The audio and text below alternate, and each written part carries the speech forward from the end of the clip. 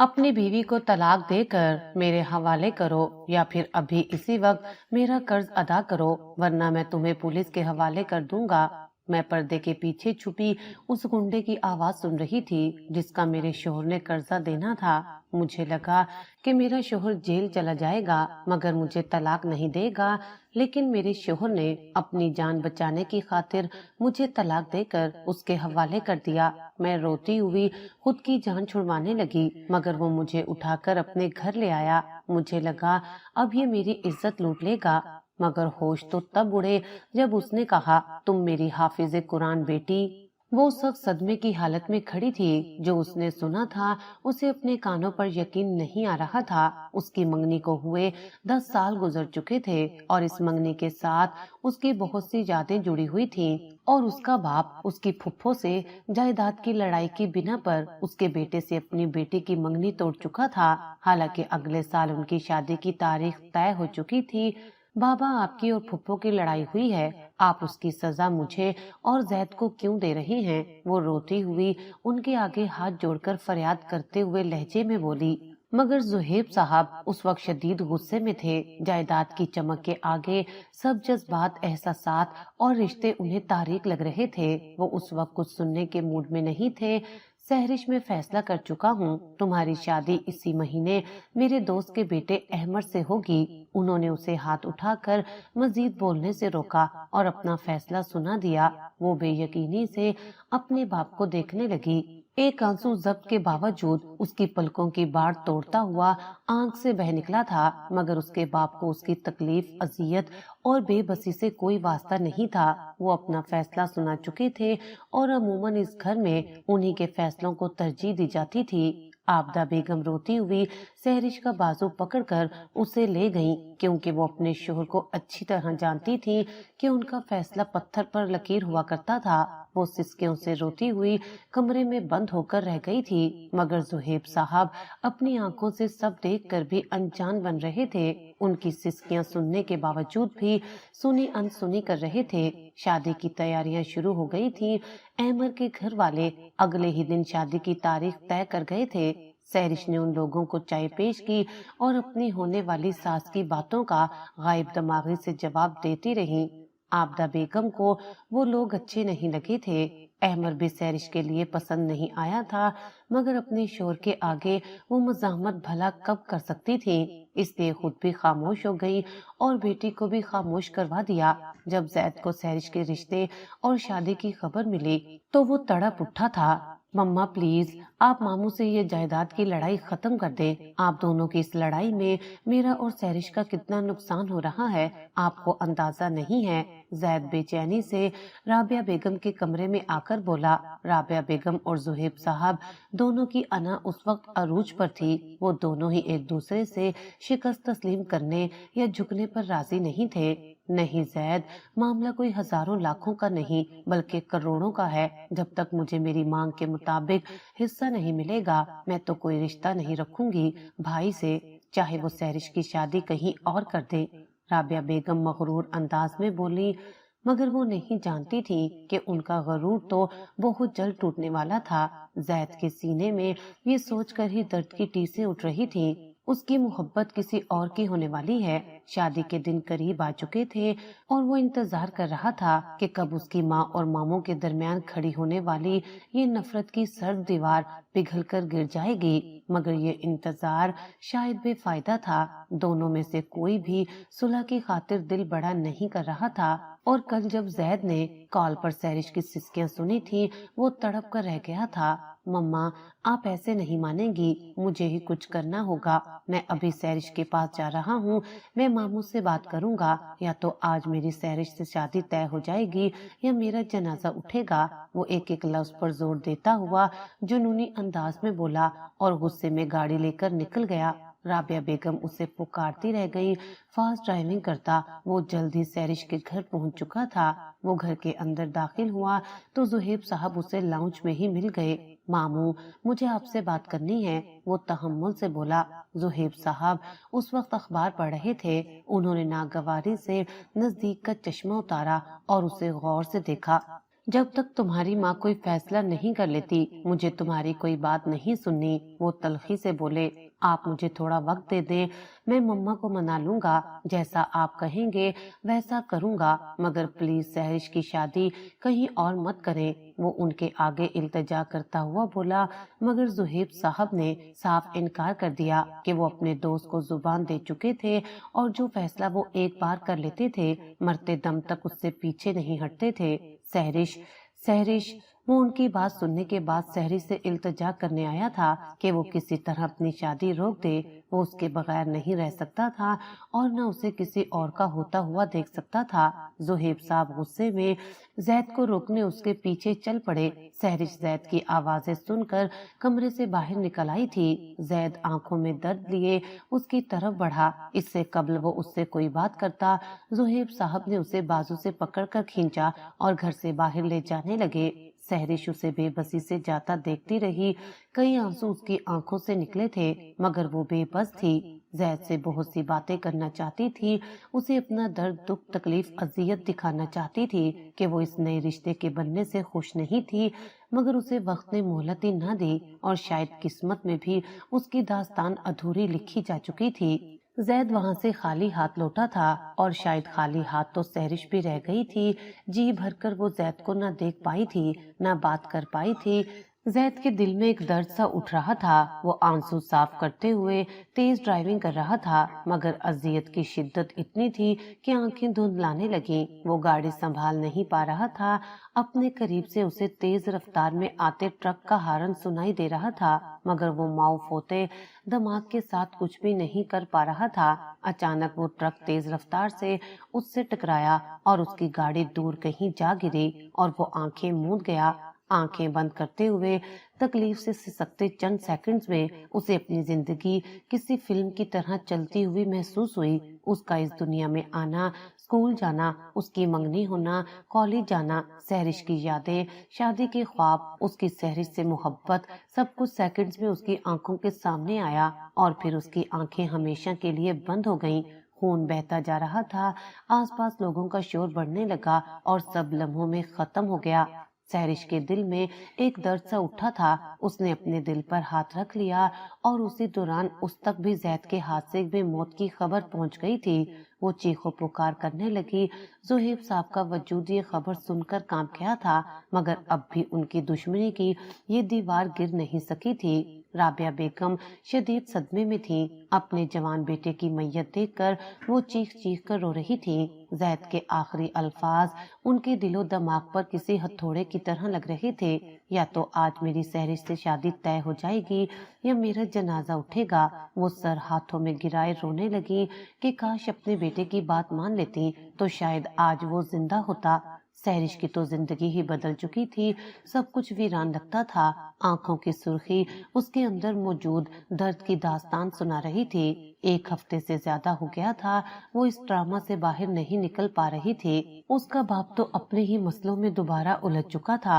आज जब वो शाम में घर आए तो सहरिश को बुलाया कि कल से शादी के फंक्शंस शुरू थे, सो वो अपना हुलिया दुरुस्त करे, सोग मनाना बंद करे और खुद पर तवज्जो दे। ये सुनते ही वो दिल महसूस कर रह गई।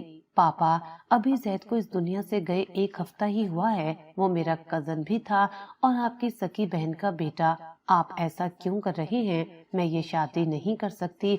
इस वक्त फुप्पो तकलीफ में हैं। आप किस तरह उनकी तकलीफ में खुशी मना सकते हैं? वो सुर्ख आंखें और बेबसी की हालत में उनसे सवाल कर रही थी। जुहेब साहब ने एक तल्ख निगाह अपनी बेटी पर डाली। सहरिश पढ़ी लिखी थी, इसलिए जुहेब साहब के सामने सच बोलने की जुर्रत कर लेती थी। तुम्हारी उस फुप्पो की अभी तक अकड़ खत्म नहीं हुई तो मैं क्यों उसके लिए सोचूं? और हाँ, 2 दिन बाद शादी है। तुम्हें इज्जत और शराफत से जैसा कहा जाए वैसा कर लेना। जैद तो हकीकत में मर गया है। कहीं ऐसा ना हो तुम जिंदा होते हुए भी इस घर के लिए मर जाओ। وہ کسی غیر مرئی نقطے کو دیکھتے ہوئے بولے اور تیز تیز قدم اٹھاتے اپنے کمرے میں چلے گئے۔ وہ لاؤنج میں کھڑی تھی، اپنے باپ کے اتنے سخت الفاظ سن کر اس کے پیروں تلے سے زمین نکل گئی۔ اس نے سسکتے ہوئے صوفے کی پشت کو تھاما تھا اور زمین پر بیٹھتی چلی گئی۔ آنسوؤں کا سمندر اس کی سیاہ بڑی آنکھوں سے بہہ نکلا تھا۔ کبھی سوچا بھی نہ تھا کہ اس کا باپ اس قدر ظالم ہو سکتا ہے۔ اس نے سسکتے ہوئے اپنے بائیں ہاتھ کی انگلی میں زید کے نام کی منگنی کی انگوٹھی کو دیکھا تھا۔ ذہن میں ایک دھندلا منظر تازہ ہوا تھا۔ سہرش، تم اس انگوٹھی کو کبھی مت اتارنا، بلکہ شادی کی رات منہ دکھائی پر میں خود اسے اتاروں گا اور اس کی جگہ تمہیں شادی کے تحفے کی انگوٹھی پہناؤں گا۔ زید کی کال پر بات سن کر سہرش کے گال سرخ ہوئے تھے۔ زید، میرے لیے یہ انگوٹھی بھی تمہاری خوبصورت نشانی ہے، میں اسے بھی پہن کر رکھنا چاہتی ہوں، شادی کے بعد بھی۔ سہرش شرما کر بولی تھی اور آج یہ باتیں یاد کرتے ہوئے اسے کس قدر تکلیف ہو رہی تھی یہ بات وہی جانتی تھی۔ یہ تکلیف لا حاصل کی تھی اور وہ جانتی تھی اس درد، کسک اور خلش نے اس کے دل کے کسی ایک کونے میں ہمیشہ رہنا تھا۔ آج اس کا نکاح تھا اور وہ بس ایک موم کی گڑیا بنی ہوئی تھی۔ جس طرف اس کا باپ اسے موڑ دیتا، خاموشی سے اس طرف مڑ جاتی، بغیر کچھ کہے، بغیر کوئی شکوہ کیے سب کر رہی تھی۔ اس کا دل تو مر ہی چکا تھا۔ زید اس دنیا سے تنہا نہیں گیا تھا، بلکہ سہرش کی خوشیاں، مسکراہٹ، ہنسی، سب کچھ اپنے ساتھ لے گیا تھا۔ نکاح کے وقت عابدہ بیگم نے سرخ چادر اس کے سر پر ڈالی تو چپکے سے آنسو اس کی آنکھوں سے اپنا غم سنانے نکل پڑے تھے۔ اس کے جسم کے ہر ایک حصے کو آج بڑی تکلیف ہو رہی تھی۔ اس کا دل کر رہا تھا سب کچھ چھوڑ کر بھاگ جائے، یہ نکاح ہونے سے قبل ہی ختم کر دے، مگر وہ ایک بیٹی تھی، اسے اپنے باپ کی عزت رکھنی تھی۔ جب مولوی صاحب نے اس کا نکاح پڑھایا تو اس کے ہونٹ کپ کپانے لگے، منہ سے آواز نکلنا مشکل ہو گئی۔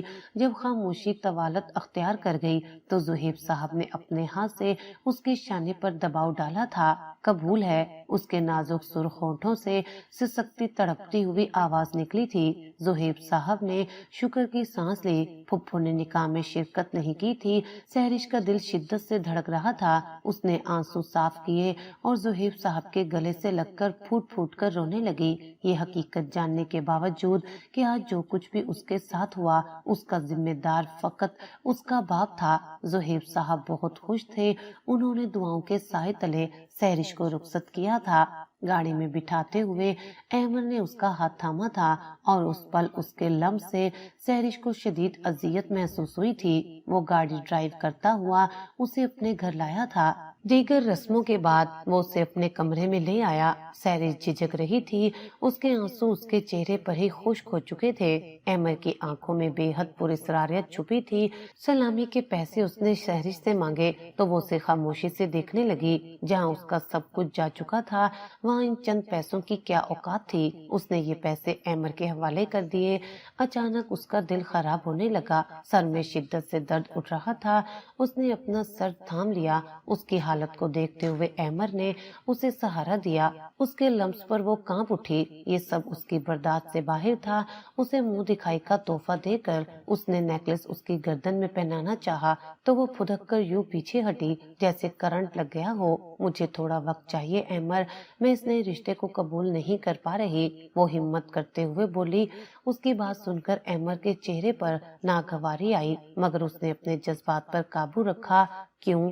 اس نے سوال کیا تو سہرش نے اپنی منگنی اور زید کے اس دنیا سے چلے جانے کی تکلیف کے بارے میں بتایا، جسے سنتے ہی احمد کے تن بدن میں آگ لگ گئی۔ اس نے سختی سے اس کا چہرہ دبوچا اور غصیلی آنکھوں سے اس کی نم آنکھوں میں دیکھا۔ مجھے نخریلی لڑکیاں پسند نہیں، آئندہ میرے آگے کبھی کسی بات سے انکار مت کرنا، سمجھ آیا؟ اور اب اپنے منگیتر کا رونا میرے سامنے رویا تو اچھا نہیں ہوگا۔ میں ایک بے غیرت مرد نہیں جو اپنی بیوی کے منہ سے کسی غیر مرد کا سن کر خاموش رہوں، سمجھ آیا تمہیں؟ وہ ناگواری سے پوچھ رہا تھا اور وہ بے یقینی بدبینی سے اپنے شوہر کو دیکھنے لگی، جس نے اپنی اصلیت دکھانے میں ذرا دیر نہیں لگائی تھی۔ اس کی آنکھوں سے آنسو بہنے لگے، مگر اس کا شوہر اس کی تکلیف کا احساس نہیں کر رہا تھا۔ وہ اس کی ذات کو رون چکا تھا اور وہ صبر کے گھونٹ پی کر رہ گئی تھی۔ اس کے وہم و گمان میں بھی نہ تھا کہ کبھی زندگی اسے اس موڑ پر لے آئے گی، مگر حقیقت یہی تھی کہ زندگی کبھی ایک جیسی نہیں رہتی۔ کبھی کبھار انسان کے ساتھ وہ کچھ بھی ہو جاتا ہے جو اس نے کبھی سوچا بھی نہیں ہوتا۔ احمد کے تلخ رویے نے سہرش کے دل میں آنے سے قبل ہی تمام دروازوں کو بند کر ڈالا تھا اور وہ جان چکی تھی کہ اس کی زندگی اب محض سمجھوتے پر گزرے گی۔ اندھے ہو، نظر نہیں آتا تمہیں، وہ غصے سے چیخ کر بولا تھا۔ ملازم اسے جوس کا گلاس دینے آیا تھا، مگر اس کا ہاتھ لرزا اور جوس کا گلاس گرتا ہوا اس کے سفید کوٹ کو رنگین کر گیا۔ ازمیر انتہا کا غصیلا شخص تھا۔ اس کے چیخنے پر ملازم کانپ کر رہ گیا تھا۔ وہ دل ہی دل میں کلمہ پڑھنے لگا، کیونکہ وہ جانتا تھا اب اتنی بڑی غلطی کے بعد ازمیر خان زادہ اس کا حشر برا کر دے گا۔ کہاں وہ اپنے کسی بھی کپڑے پر ایک سلوٹ تک برداشت نہیں کرتا تھا اور کہاں اس ملازم سے اس کے سفید کوٹ پر جوس گر گیا تھا۔ ازمیر ملازم کو شاید جان سے ہی مار ڈالتا۔ اس سے قبل ہی فہمیدہ بیگم، اس کی والدہ، بیچ میں آ گئیں۔ اس گھر میں فہمیدہ بیگم واحد تھی جن کے آگے وہ جھک جاتا تھا۔ ریحان تم جاؤ اور ازمیر چلو میرے ساتھ کمرے میں، تمہارے دوسرے کپڑے استری کر دیتی ہوں اور یہ واش کروا دیتی ہوں۔ تم کب چھوٹی چھوٹی باتوں پر اتنے بڑے ہنگامے کرنا بند کرو گے؟ کیا تم شادی کے بعد اپنی بیوی کے ساتھ بھی ایسا ہی سلوک کرو گے؟ وہ ناراضگی سے اس سے کہنے لگی۔ شادی کا دن سن کر اس نے دلچسپی سے اپنی ماں کو دیکھا۔ یہ تو وقت آنے پر ہی پتا چلے گا موم کہ میں اس کے ساتھ کیسا سلوک کروں گا۔ وہ شانے اچکا کر بولا تو فہمیدہ بیگم دعا کرنے لگی کہ اس کا دل بھی نرم ہو جائے۔ ازمیر پہلے ہی لیٹ ہو چکا تھا۔ اس کا اپنے دوستوں کے ساتھ کلب جانے کا پلان تھا۔ وہ لوگ صرف ہلا گلا کرنے کلب جاتے تھے، باقی وہاں ہونے والے خرافات سے خاص طور پر ازمیر کو کوئی لینا دینا نہ تھا۔ وہ بلیک سوٹ پہننے کے بعد کلائی میں گھڑی باندھتا ہوا گاڑی کی چابی لے کر گھر سے باہر نکل گیا۔ تھوڑی ہی دیر میں وہ کلب پہنچ چکا تھا۔ اپنے دوستوں کے ساتھ انہوں نے کافی انجوائے کیا۔ وہ سب کولڈ ڈرنکس پیتے ہوئے باتیں کر رہے تھے۔ ازمیر کی نگاہ اچانک دور کھڑے ایک شخص پر پڑی اور اسے دیکھ کر اس کی آنکھوں میں ناپسندیدگی ابھر کر آئی۔ وہ شخص کوئی اور نہیں بلکہ احمد سکندر تھا۔ وہ اس وقت دو لڑکیوں کے ساتھ رقص کرنے میں مصروف تھا اور اس کی آنکھوں کے سامنے وہ کسی لڑکی کو اپنے ساتھ ایک تنہا کمرے میں لے گیا۔ ازمیر نے غصے میں مٹھیاں بھینچ لی۔ اب وقت آ گیا تھا کہ احمد جیسا آوارہ شخص اسے حساب دیتا۔ احمد نے اس کے باپ سے 1 کروڑ روپے کا قرض لیا تھا چند سال پہلے۔ وہ ان کا نوکر ہوا کرتا تھا اور آج اس کی چال ڈھال میں الگ ہی غرور تھا۔ ازمیر کو معلوم تھا کہ اس کی شادی ہو گئی ہے، مگر وہ نہیں جانتا تھا کہ احمد شادی کے بعد بھی اپنی گھٹیا فطر سے باز نہیں آئے گا۔ تو تم نے وہ قرض اپنی عیاشیوں کے لیے لیا تھا۔ میرا باپ تو تمہیں مظلوم بن کر تم پر ترس کھاتا رہے گا، لیکن میں تم سے حساب لوں گا۔ وہ کچھ سوچتے ہوئے بولا، ازمیر چلو ریسٹورنٹ چلتے ہیں۔ اس کا دوست اس کے آگے ہاتھ ہلاتا ہوا بولا۔ وہ فوری ہوش کی دنیا میں آیا اور پھر وہ سب کلب سے نکل کر ریسٹورنٹ چلے گئے۔ رات کے 12 بج چکے تھے اور احمد اب تک گھر نہیں آیا تھا۔ وہ پریشان ہو رہی تھی۔ آج اس کی شادی کو 1 مہینہ ہو گیا تھا، مگر احمد کے رویے کی اسے سمجھ نہیں آ رہی تھی۔ اس نے زہیب صاحب سے بھی اس بارے میں بات کی تھی، مگر وہ اس کی بات کو زیادہ سنجیدگی سے نہیں لے رہے تھے، اس لیے اس نے اپنے باپ کو بتانا ہی چھوڑ دیا۔ زندگی کے بہت سے غم اس نے خاموشی سے سہ لیے تھے۔ اگر ایک اور سہنا پڑتا تو اس میں کوئی بڑی بات نہیں تھی۔ تھوڑی دیر میں گھر کا دروازہ بجا تو وہ بھاگتی ہوئی دروازے تک آئی تھی اور جو ہی اس نے دروازہ کھولا اسے احمد جھومتا ہوا نظر آیا۔ وہ اندر داخل ہوا اور عجیب و غریب ٹوٹے پھوٹے لہجے میں کچھ بولتا ہوا بیڈ پر لیٹ گیا۔ اس کی حرکت سے صاف ظاہر تھا کہ وہ شراب پی کر آیا ہے۔ اس کے علاوہ اس کے چہرے اور ہونٹوں پر لپسٹک کے نشانات تھے۔ یہ سب دیکھتے ہی سہرش کو دھچکا لگا۔ احمد چلتا ہوا اس کے قریب آیا اور اس کے بالوں کو اپنی مٹھی میں لیا۔ تم بالکل بھی خوبصورت نہیں ہو۔ وہ کوٹھے والی رانیاں زیادہ حسین ہیں، تم تو بس रोती रहती हो। वो गुस्से से बोला।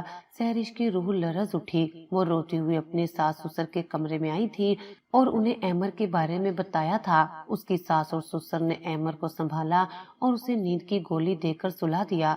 सहरिश, ये सब तुम अपने अब्बू को मत बताना। तुम एक अच्छी लड़की हो, मैं जानता हूँ। तुम अपने शोहर का पर्दा रखोगी। तुम बहुत नेक हो। अहमर को भी सिर्फ तुम नेक रास्ते पर ला सकती हो। अपने ससुर की बात सुनकर वो शॉक्ड रह गई। अब उसके आगे ये जाहिर हो रहा था कि उसके ये ससुराल वाले कितने अजीब लोग हैं। वो अपने कमरे में आकर सोफे पर लेट गई। वो ये तो फैसला कर चुकी थी कि अहमर जैसे गिरे हुए इंसान के साथ हरगिज नहीं रहेगी। सुहेब साहब काम के सिलसिले में आउट ऑफ कंट्री थे। वो उनके वापस आने का इंतजार कर रही थी। जब सुबह उसकी आंख खुली तो अहमर उससे माफिया मांग रहा था। हालांकि उसकी आंखों में सहरिश को कोई पशेमानी, शर्मिंदगी और निदामत नजर नहीं आ रही थी। ठीक है, मैंने आपको माफ किया। सहरिश के पास मजीद कोई चारा भी तो नहीं था, इसलिए उसने अहमर को माफ कर दिया। उसके ससुर और अहमर के दुकान पर जाने के बाद दोपहर को घर के दरवाजे पर दस्तक हुई। रहमत बेगम ने दरवाजा खोला था। बाहर अजमीर खानजादा खड़ा था। उसे देखकर वो कांप गईं। अजमीर के आगे हर कोई कांपता था, क्योंकि उसके गुस्से और उसकी फितरत से हर कोई वाकिफ था। उन्होंने उसे अंदर आने का रास्ता दिया। कहाँ है वो, आपका फरेबी बेटा? उसने सोफे पर बैठते हुए पूछा।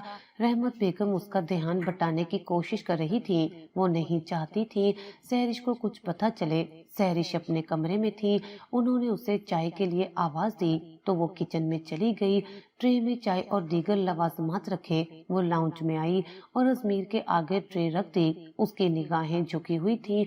अजमीर गौर से उसे देखने लगा। ये है अहमर की बीवी सहरिश। रहमत बेगम ने उसका तारुफ करवाया। वो डर भी रही थी कि कहीं अजमीर सहरिश के सामने कोई उल्टी सीधी बात न कर दे। वो गौर से उसे देखने लगा। आप शायद अहमर के बारे में कुछ कह रहे थे। सहरिश बोलती हुई सामने सोफे पर बैठ गई। वो जानना चाहती थी कि ये शख्स कौन है, जिससे उसकी सास भी डर रही थी, और उसके ससुराल वालों के और कितने राज थे जिसके बारे में उसे इल्म नहीं था। अजमीर हैरत से सहरिश को देख रहा था। उस लड़की में जाने ऐसा क्या था कि एक पल के लिए अजमीर उसका दीवाना हो गया। अजमीर ने उससे बातचीत बढ़ाई तो सहरिश ने उसे अपने बाप के बारे में बताया, जिसे सुनकर अजमीर खानजादा दंग रह गया। ओह, तो तुम जुहेब साहब की बेटी हो। काफी अच्छे टर्म्स पर बिजनेस किया है एक साथ, वो उसे बताते हुए बोला। साथ ही उसे अहमर पर शदीद गुस्सा आने लगा। ये लोग लालची फितरत के मालिक थे। अब उसे अंदाजा हो गया था कि उन्होंने दौलत की लालच में ही जुहेब साहब जैसे अमीर शख्स की बेटी से शादी की है। वो चेहरे पढ़ लेता था और सहरिश की आंखों और लहजे में उसे एक दर्द नजर आया था। वो कुछ सोचता हुआ उठा। अगली मर्तबा आंटी जी, मैं आपके बेटे की मौजूदगी में घर आऊंगा और उससे सारे हिसाब बराबर करके जाऊंगा। वो सहरिश के सामने ही रहमत बेगम से बोला और वहां से चला गया। रहमत बेगम अपने लब कुचलने लगी।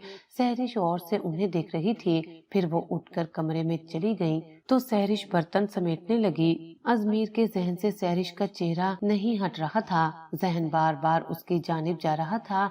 उसकी मासूमियत पर ही तो वो दिल हार गया था। अपने नादान दिल को यूं बेअख्तियार होता देखकर वो भी हैरान था। उसे आज तक कोई लड़की अच्छी नहीं लगी थी।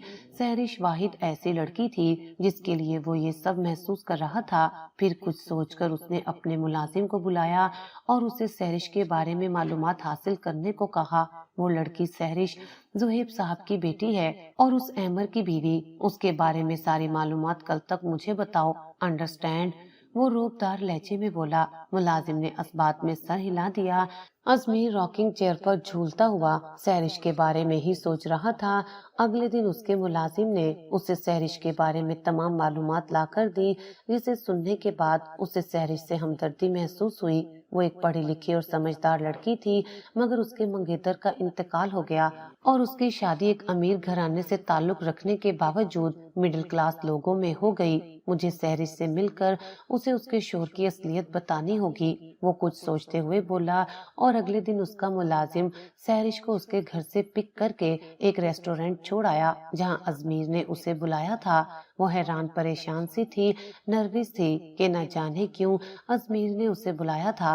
वो घर में किसी को बताए बगैर आई थी। सहरिश, मुझे तुम पहली नजर में एक अच्छी और शरीफ लड़की लगी हो। तुम अहमद जैसा घटिया इंसान डिजर्व नहीं करती। तुम उससे तलाक ले लो। अहमद एक जलील शख्स है जो हर लड़की पर मर मिटता है। वो दो टोक अंदाज में बोला। सहरिश फटी फटी निगाहों से उसे देखने लगी। उस शख्स की गुफ्तगू उसे पसंद नहीं आ रही थी। उससे तलाक लेकर अपने माँ बाप के दर पर चली जाऊं ताकि लोग बातें बनाएं और मेरी इज्जत पर बात आए। वो तीखे लहजे में पूछने लगी, नहीं, तुमसे किसने कहा? अपने माँ बाप के दर पर जाओ, मैं तुमसे शादी करूंगा। वो उसकी आंखों में देखकर बोला तो सहरिश को हैरत का झटका लगा। उसे ये शख्स बिल्कुल पसंद नहीं आया था जो उससे इस किस्म की गुफ्तगू कर रहा था। वो अजमीर को साफ इनकार करते हुए बोली और उसकी बेइज्जती करते हुए वहां से चली गई। जो चीज एक बार मुझे पसंद आ जाए मैं उसे हर कीमत पर हासिल कर लेता हूँ। तुम तो फिर भी जीती जागती इंसान हो, तो सोचो तुम्हें हासिल करने के लिए अब मैं क्या कर सकता हूँ। वो हंसते हुए सोचने लगा। उसने अहमद को धमकियां देना शुरू कर दी कि एक हफ्ते के अंदर अंदर अगर उसने कर्ज ना लौटाया तो वो उसका बहुत बुरा हश्र करेगा। सहरिश, तुम्हारे पापा बहुत अमीर हैं, तुम उनसे मुझे 1 करोड़ रुपए लेकर दो ताकि इस शख्स का कर्ज मैं इसके मुंह पर मारूं। अहमद उसे देखते हुए बोला तो सहरिश ने हैरत से उसे देखा। अहमद, मैंने आपके लिए पहले भी पापा से काफी पैसे मांगे हैं। अब इतनी बड़ी रकम मैं अपने बाप से आपको लेकर नहीं दे सकती। कर्ज आपने लिया था, आप ही उतारे। वो साफ इनकार करती हुई बोली। उसे अहमद पर शदीद गुस्सा आ रहा था जो एक लापरवाह शख्स था। अहमद ने गुस्से में उसके चेहरे पर एक जोरदार थप्पड़ मारा। पहले भी कहा था, मुझे इनकार करने वाली लड़कियां जहर लगती हैं। वो चीख कर बोला। सहरिश का गाल सुर्ख होने लगा और उसकी आंखों से आंसू टप टप बहने लगे। वो सोच भी नहीं सकती थी उसका शोहर उस पर हाथ उठाएगा। उसे बहुत कुछ बर्दाश्त करना पड़ रहा था।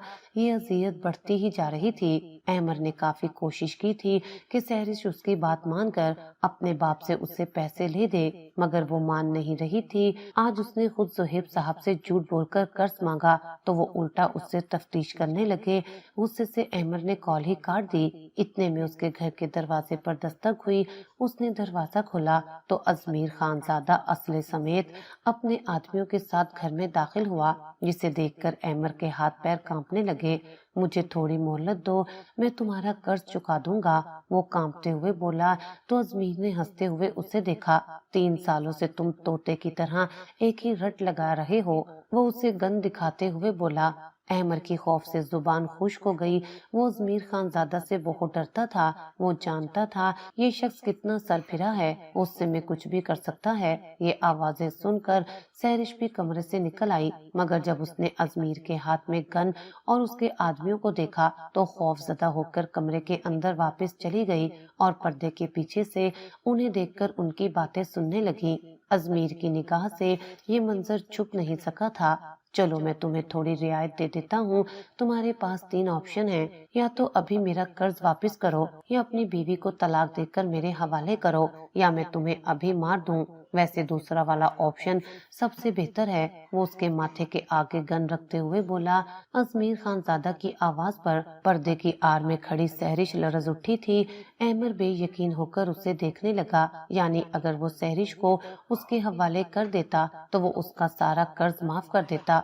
अहमद ने उससे तायीद चाही तो वो उसे यकीन दिलाते हुए बोला कि अगर वो सहरिश को तलाक देकर उसके हवाले कर दे तो वो उससे 1 रुपया भी नहीं लेगा। अहमद ने आज तक सिर्फ अपने मफाद की खातिर सोचा था। पैसा उसके लिए हर चीज से ज्यादा अहम था।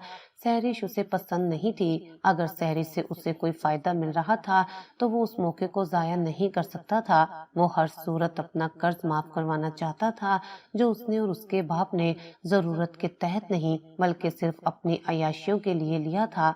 सहरिश की खौफ से रूह लरसने लगी। उसे यकीन था उसका शोहर उसे तलाक नहीं देगा, पर जान निकलने लगी जब अगले ही लम्हे उसके शोहर ने उसे तलाक दे दी। नहीं अहमद प्लीज, वो भागती हुई आई और उसके मुंह पर हाथ रख दिया ताकि वो मजीद अल्फाज मुंह से न निकाले, मगर अहमद गुस्से में उसे तलाक दे चुका था और बड़ी बेरहमी से उसने सहरिश को धक्का दिया और अजमीर खानजादा के हवाले कर दिया। वो रोती हुई खुद को छुड़ाने की कोशिश करने लगी, लेकिन उसकी ये कोशिश नाकाम थी। احمر آپ نے یہ کیا کیا؟ میں آپ کو معاف نہیں کروں گی، پاپا آپ سے اس کا حساب لیں گے۔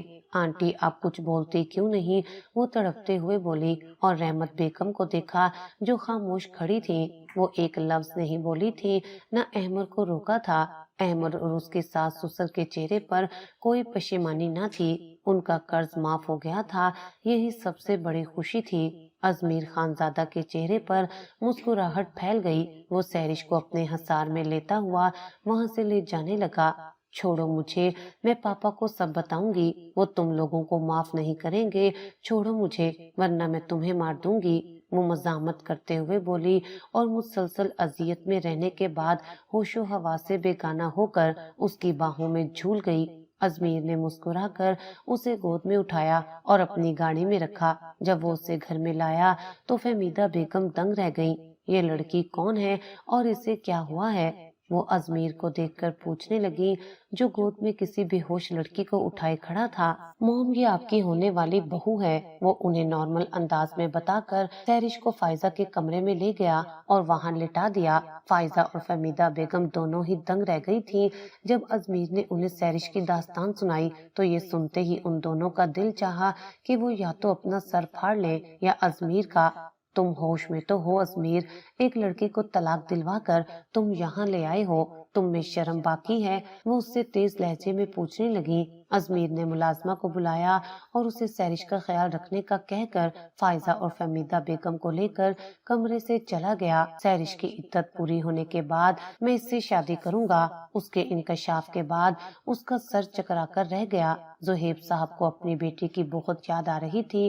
شادی کے بعد ایک مرتبہ بھی وہ ان کے گھر رہنے نہیں آئی تھی۔ وہ اس کے لیے تحائف لے کر اس کے سسرال پہنچ گئے۔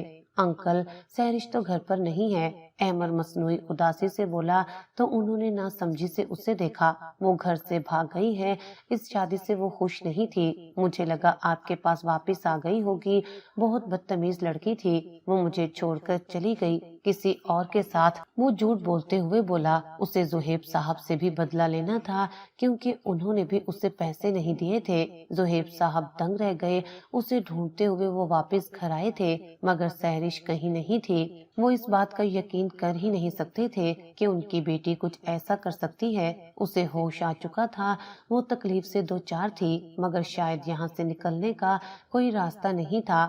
ازمیر ریلیکسڈ تھا کیونکہ ڈیڈ تو 5 مہینے کے لیے امریکہ گئے ہوئے تھے، یہی وجہ تھی کہ ان کی غیر موجودگی میں وہ بڑے بڑے کام دیکھ رہا تھا۔ سہرش کی عدت ختم ہونے سے پہلے وہ اس سے مل نہیں سکتا تھا، اس لیے دل پر پتھر رکھ کر یہ وقت گزر جانے کا انتظار کر رہا تھا۔ فائزہ کو جب پتہ چلا کہ وہ احمر کی بیوی ہے تو اس کے لبوں پر خاموشی چھا گئی مگر اپنے بھائی کی خاطر وہ اس کی ہر بات مان رہی تھی۔ وہ اپنی طرف سے سہرش کا پورا خیال رکھ رہی تھی مگر سہرش کی ایک ہی ضد تھی کہ اسے اپنے گھر جانا ہے۔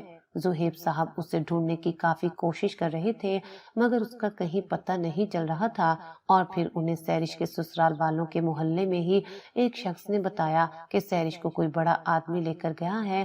کون تھا وہ آدمی اور سہرش کو کیوں لے کر گیا؟ زہیب صاحب بے بسی سے اس سے پوچھنے لگے۔ صاحب یہ تو نہیں پتا وہ کون تھا مگر اتنا پتا ہے کہ احمد نے ان سے کوئی قرض لیا تھا اور اس قرض کو معاف کروانے کے بدلے انہوں نے اپنی بیوی کو اس کے حوالے کر دیا۔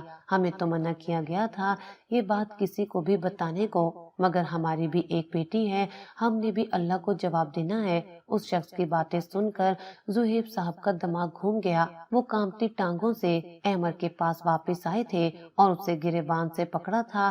بتاؤ کہاں ہے میری بیٹی، بے غیرت انسان، وہ چیخ کر پوچھ رہے تھے۔ ڈر کے مارے اس نے ان سے جھوٹ بول دیا کہ جس شخص سے اس نے قرض لیا تھا اس کے بارے میں اسے کوئی معلومات نہیں ہے۔ اس نے فرضی نام بتا دیا۔ وہ نہیں چاہتا تھا کہ زہیب صاحب اس شخص تک پہنچے اور اگر سہرش مل جاتی تو ازمیر غصے میں احمد سے اپنے قرض کا دوبارہ مطالبہ کرتا، اس لیے اس نے جھوٹی کہانی سنا دی تاکہ وہ ازمیر تک نہ پہنچے۔ زہیب صاحب خالی ہاتھ گھر لوٹے تھے اور اب انہیں پچھتاوا ہو رہا تھا کہ کیوں انہوں نے اپنی بیٹی کی جلد بازی اور غصے میں شادی ایک انجان انسان سے کر دی۔ اس پل انہیں زید کی شدت سے یاد آئی تھی۔ اس کی عدت ختم ہو چکی تھی اور آج وہ خود اس کے پاس آیا تھا۔ اسے دیکھ کر سہرش تڑپ اٹھی تھی۔ مجھے میرے پاپا کے پاس چھوڑاؤ پلیز، تم نے مجھے یہاں کیوں رکھا ہے؟ تم کیا چاہتے ہو مجھ سے؟ وہ اس کے آگے ہاتھ جوڑ کر بولی، میں تم سے کچھ نہیں چاہتا بلکہ تمہیں چاہتا ہوں سہرش۔ وہ اس کے ہاتھ تھامتے ہوئے بولا۔ سہرش خوف زدہ سی اسے دیکھنے لگی۔ میں تم سے نکاح کرنا چاہتا ہوں، نکاح کے بعد میں تمہیں تمہارے گھر چھوڑاؤں گا، وہ دو ٹوک انداز میں بولا تو سہرش تڑپ گئی کہ وہ اس شخص سے نکاح نہیں کر سکتی تھی۔ میں مر جاؤں گی مگر تم سے نکاح نہیں کروں گی، وہ ضدی اور اٹل لہجے میں بولی تو ازمیر کو غصہ آنے لگا۔ وہ بھی اپنا فیصلہ سنا کر وہاں سے جا چکا تھا کہ اگر وہ اس سے نکاح نہیں کرے گی تو اس گھر سے کبھی قدم نہیں نکال سکے گی۔ فہمیدہ بیگم اور فائزہ ازمیر کی ضد سے خوب واقف تھیں، اس لیے اس کی پسند کو انہوں نے قبول کر لیا تھا۔ سہرش تو شادی کے لیے نہیں مان رہی تھی، اس لیے ازمیر نے زبردستی اس سے نکاح کا فیصلہ کیا۔ فائزہ نے اسے تیار کیا تھا، وہ اسے تیار کر کے ازمیر کے ساتھ بٹھا چکی تھی۔ سہرش کے اختیار میں کچھ نہ تھا، اسے اپنے گھر والوں کے پاس جانے کا واحد راستہ یہی لگا کہ نکاح کر لے گی تو یہ شخص اسے اس کے گھر والوں سے ملا دے گا۔ اسے اس شخص سے بہت ڈر لگ رہا تھا، اس لیے اس نے نکاح قبول کر لیا۔ اس پل اس نے اپنے مرنے کی شدت سے دعا کی تھی کہ اسے اپنی زندگی میں کتنی آزمائشوں کا سامنا کرنا پڑا تھا۔ وہ دل میں ارادہ کر چکی تھی کہ جس نے اس کے ساتھ برا کیا تھا وہ سب سے حساب لے گی۔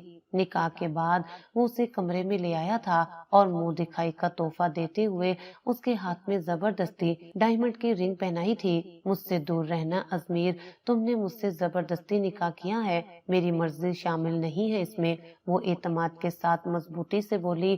ازمیر اس کی بات سن کر مسکرایا تھا۔ میں نے تم سے دل سے محبت کی ہے اور تمہاری روح سے۔ میرے نزدیک سچی محبت صرف روحانی ہوتی ہے، جسمانی نہیں، سو میرے لیے روح سے تعلق زیادہ اہمیت رکھتا ہے۔ وہ اس کے گال تھپ تھپاتا ہوا بولا اور اسے آرام کرنے کا کہہ کر کمرے سے چلا گیا، جبکہ وہ سن کر رہ گئی۔ ازمیر کی باتوں نے اس کا دل دھڑکا دیا تھا۔ کہاں اس کے پہلے شوہر احمد نے شادی کی راہ تھی اس کے وجود کو توڑ دیا تھا، اور کہاں اپنے نرم الفاظ سے ازمیر نے سہرش کو ایک الگ ہی احساس دلایا تھا۔ ازمیر زہیب صاحب کے بارے میں سوچ رہا تھا کہ سچ جاننے کے بعد ان کا رد عمل کیا ہوگا۔ وہ سوچ رہا تھا کل ہی سہرش کو ان سے ملوانے لے کر جائے گا۔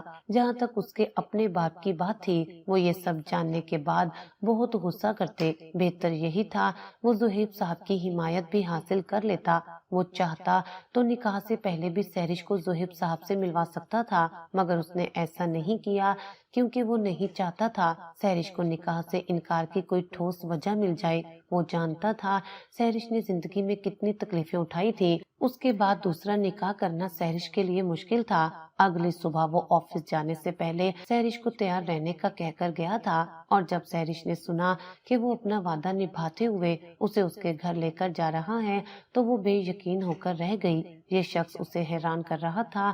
وہ شام کو تیار تھی، جب ازمیر گھر آیا تو اسے دیکھتا ہی رہ گیا۔ وہ اس کی آنکھوں میں دیکھتا ہوا اس کے قریب آیا تو وہ دیوار سے جا لگی، اس سے پہلے کہ وہ اسے چھوتا۔ سہرش نے غصے سے اسے دھکا دیا۔ میرے قریب مت آؤ ازمیر، مجھے نفرت ہو رہی ہے تم سے، وہ غصے میں بول رہی تھی۔ جو کچھ اس کے ساتھ ہوا وہ بھولنے والی نہیں تھی۔ ازمیر حیران ہو کر اس احسان فراموش لڑکی کو دیکھنے لگا۔ اس نے اس کی خاطر اتنا کچھ کیا مگر اسے تو کوئی پرواہ نہ تھی۔ خیر وہ اس کا ہاتھ تھامے اسے گاڑی تک لے آیا۔ زہیب صاحب کی زندگی میں ایک زبردست بدلاؤ آیا تھا۔ انہیں اب اندازہ ہو چکا تھا کہ اولاد کا دکھ کیا ہوتا ہے۔ انہوں نے اپنی بہن کو معاف کر دیا تھا اور ان کی مانگ کے مطابق انہیں حصہ بھی دے دیا تھا۔ ان دونوں کی لڑائی ختم ہو کر صلح ہو چکی تھی، مگر اب کیا فائدہ تھا، اب تو سب بدل گیا تھا۔ اگر وہ لوگ یہ سب پہلے کر دیتے تو شاید زید اور سہرش کی زندگی ایسی نہ ہوتی۔ زید زندہ ہوتا اور سہرش اس کے ساتھ ہوتی، مگر ان کی انا لڑائی اور جھگڑے میں زید اور سہرش کا بہت نقصان ہوا تھا۔ आबदा बेगम तस्बीह घुमाते हुए मुसलसल अज़कार पढ़ रही थी ताकि उनकी बेटी वापस आ जाए। ज़ुहैब साहब टूटे दिल से सिगरेट पी रहे थे ताकि अपना गम भुला सके। उन्हें अच्छे से अंदाजा था कि सहरिश और जैद की सूरत उनका कितना बड़ा नुकसान हुआ है। वो यही सब सोच रहे थे जब उनके कानों में सहरिश की आवाज आई, पापा मम्मा। वो उनको पुकारती हुई ज़ुहैब साहब के गले से लग गई। वो बेयकीन होकर रह गए। उन्हें यकीन नहीं आ रहा था कि वो अपनी बेटी को सही सलामत अपने सामने देख रहे हैं। और जब उन्होंने अजमीर को देखा तो उनके चेहरे पर हैरानी उभर कर आई। तुम तो इरफान के बेटे हो ना? वो उसे देखकर पूछने लगे। जी बिल्कुल, और अब तो आपकी बेटी का शोहर भी हूँ, वो मुस्कुराकर बोला। तो वहाँ मौजूद सभी लोगों को हैरत का झटका लगा। क्या मतलब? उन्होंने पूछा। तो अजमीर ने तहम्मुल से उन्हें अहमर के फरेब के बारे में बताया, जिससे सुनने के बाद न सिर्फ सुहेब साहब बल्कि सहरिश भी शॉक्ड हो गई। अहमर इतना गिरा हुआ इंसान है कि उसने महज पैसों की खातिर मेरी बहन फायजा को भी अपनी मोहब्बत के जाल में फंसाया था, इसलिए मुझे उससे शदीद नफरत हो चुकी थी। सहरिश को मैंने उस घटिया शख्स से बचाया है अंकल, वो उन्हें बताते हुए बोला। ज़ुहैब साहब सहरिश को सीने से लगा रहे थे। सहरिश, मुझसे बहुत से गलत फैसले हुए हैं और मैं सख्त शर्मिंदा हूँ। अहमर एक बुरा शख्स साबित हुआ, मगर अजमीर एक अच्छा इंसान है। मैं अपने दोस्त इरफान को जानता हूँ। तुम अजमीर के साथ अपनी नई जिंदगी शुरू करो, वो सहरिश को समझाते हुए बोले। सहरिश के पास बोलने को अल्फाज न थे। वो फकत मुस्कुरा कर रह गई। उसकी जिंदगी में अब कोई खुशी बाकी नहीं रही थी, सब खत्म हो चुका था। कुछ दिन रहने के बाद अजमीर सहरिश को घर ले आया था। इरफान साहब को भी अमेरिका में कॉल पर वो सब बता चुका था, जिससे सुनने के बाद उन्होंने गुस्सा तो किया था, मगर फिर ज़ुहैब साहब का सुनकर वो खामोश हो गए और सहरिश को कबूल कर लिया। सहरिश अजमीर के कमरे में बेड पर बैठी उसके रवैये के बारे में सोच रही थी। वो अहमर से बहुत मुख्तलिफ था। अचानक उसे जैद की याद आने लगी तो वो शिद्दत से रोने लगी। काश वो मौजूद होता तो वो इस हाल में न होती। अजमीर जब कमरे में आया तो वो सो चुकी थी। उसका खूबसूरत चेहरा देखते हुए वो उसके करीब बैठ गया और टिकटिकी बांधे उसे देखने लगा। उसने कभी सोचा भी नहीं था कि वो लड़की उसके लिए इतनी अहम हो जाएगी। अहमर शराब की हालत में जुआ लगा रहा था और हारने के बाद उसने गुस्से में अपने साथी पर हमला कर दिया। मौके पर ही उसने दम तोड़ दिया। पुलिस वहां पहुंच चुकी थी और अहमर को जेल में डाल दिया था। अजमेर ने भी उसके खिलाफ पुलिस को सबूत दिए थे, जिसके बाद उसे 20 साल की कैद की सजा सुनाई गई थी। अजमेर ने सहरिश को बताया तो उसे दिली खुशी हुई थी। बुरे लोगों का अंजाम बुरा ही होता है। जो उसने मेरे साथ किया उसको माफी नहीं मिलेगी, सहरिश नफरत से बोली। अजमेर चलता वो उसके पास आया और उसके हाथों को अपने हाथ में लिया। और मेरे बारे में तुम्हारा क्या ख्याल है? मैंने तुमसे मोहब्बत की, तुम्हें अहमद जैसे इंसान से बचाया और तुम्हें प्यार दिया, इज्जत दी। मेरे बारे में कुछ कहोगी? वो उसकी आंखों में देखते हुए पूछने लगा तो उसका दिल तेजी से धड़का। वो पलकें झुका गई। सहरिश का जख्म आहिस्ता आहिस्ता भर रहा था। अजमीर की मोहब्बत, खलूस और सच्चाई ने उसे अजमीर की जानिब माइल कर दिया था और वो चाह कर भी उससे दूर नहीं रह सकी थी। वो उसे अपना शोहर तस्लीम कर चुकी थी। अल्लाह तुम्हारी मग़फ़िरत फरमाए जैद, मैं तुम्हें कभी नहीं भूल सकती। अजमीर वाकई बहुत अच्छे हैं, मगर तुम्हारी कमी तो कोई पूरी नहीं कर सकता। भला इंसानों का भी कोई नेमुल बदल होता है। शायद इस दुनिया में ना सही, जन्नत में तुम्हारा साथ मिल जाएगा। वो नमाज पढ़कर उसके लिए दिल से दुआ कर रही थी। वो अजमीर को कबूल तो कर चुकी थी, मगर दिल के किसी एक कोने में जैद की यादें जिंदा थी। महज एक जायदाद की लड़ाई ने दो लोगों की जिंदगियों को इस कदर बदल कर रख दिया था। फुप्पो और ज़ुहैब साहब अक्सर ये बातें याद करके पछताते थे, मगर जो हुआ था उसे अब कोई बदल नहीं सकता था।